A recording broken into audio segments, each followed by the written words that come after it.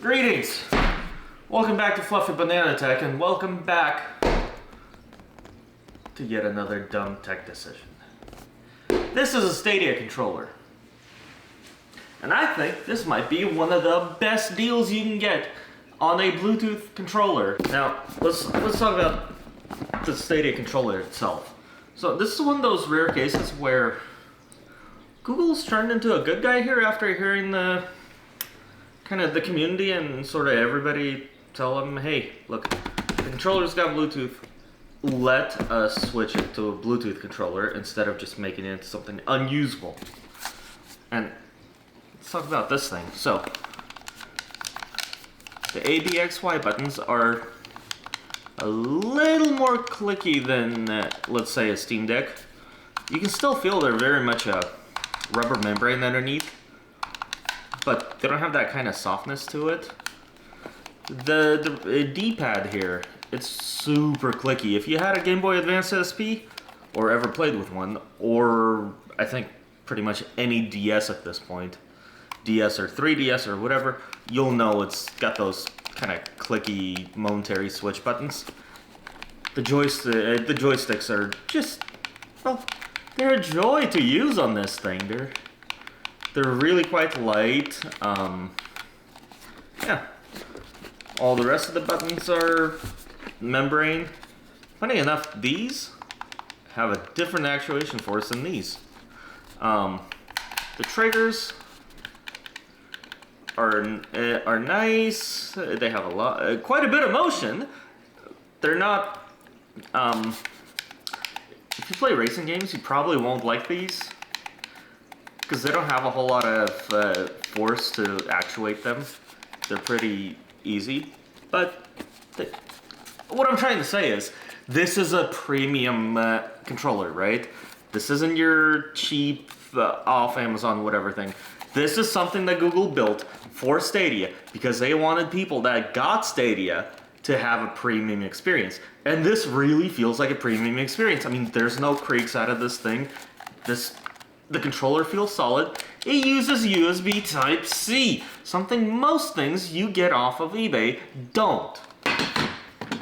That's the controller. What I get with it: a charger, a USB cable, and naturally, since I got this for 25 bucks off eBay, no Chromecast Ultra. I don't care for the Chromecast Ultra, so perfect match. Now, if you buy one of these and it's still not switched over to Bluetooth, which, by the way, yeah, there we go. So you have until December. If you're watching this past December 31st, 2023, forget this video. This isn't useful for you unless you can find one of these already in Bluetooth mode. So look, if you go to stadia.google.com/controller using Chrome 108 or newer, sorry, I'm reading off there, it'll let you switch the controller to Bluetooth mode, or check the mode. Let's see. So I gotta say, this USB cable, it's super premium. I mean, this is a really, really premium experience you can have for 25 bucks right now. Yeah, sure, you don't get the Chromecast, and you don't get to experience, like, the Stadia, the actual Stadia streaming part of it, which is alright, fair enough, but, you know, overall, I'm actually really shocked that this is this point in time we live in. Anyways, plug your controller in. You can either switch to Bluetooth mode or check mode and power and updates. I'm just gonna click check mode and updates because mine's already been switched to Bluetooth. Matter of fact, the person that sent it to me or sold it to me already had it in Bluetooth mode. Now, here's the thing. Once you switch it to Bluetooth, you can't go back to Stadia mode. I don't know why you'd want to, but you can't. Start. Continue. Allow Chrome to verify. Yes. You do this stuff, and then it'll tell you your controller's up to date in Bluetooth mode. Cool. This is awesome. You can also learn how to pair with Bluetooth.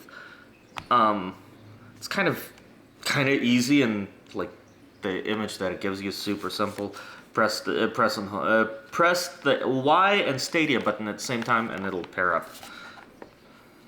And it'll put the controller into pairing mode from where you just kind of connect to it. Flashing orange pairing mode, flashing white connecting to last paired device, solid white connected to a device. Awesome. You can use this with your phone. You can use this with your Steam Deck. Or you can use it with what I'm about to show you. And why I'm so excited by this.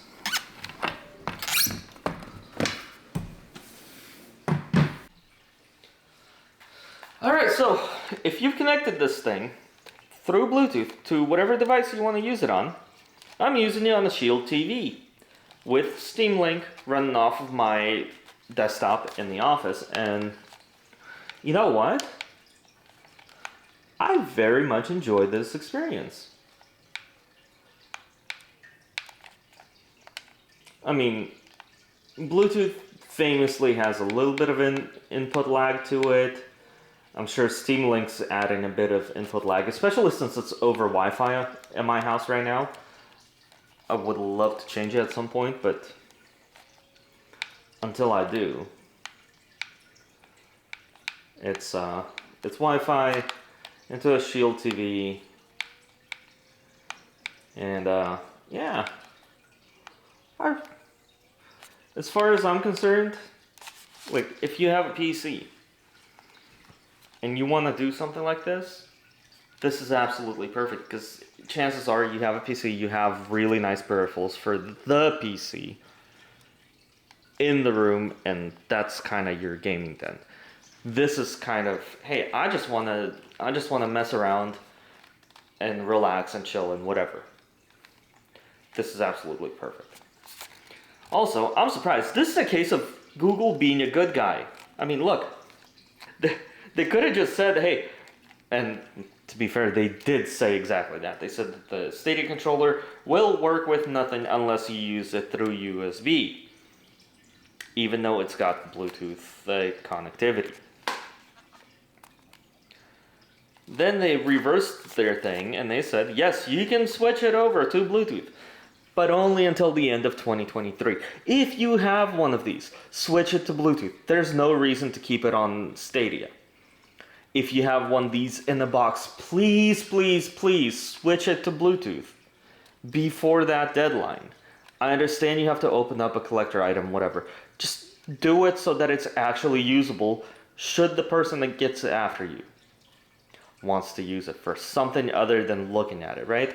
By the way, I really, really like the kind of salmon orange color scheme they got going there. I like the white. It's matte. It's really, really, it feels really nice. It's got that kind of dimpled finish on the back here. Yeah.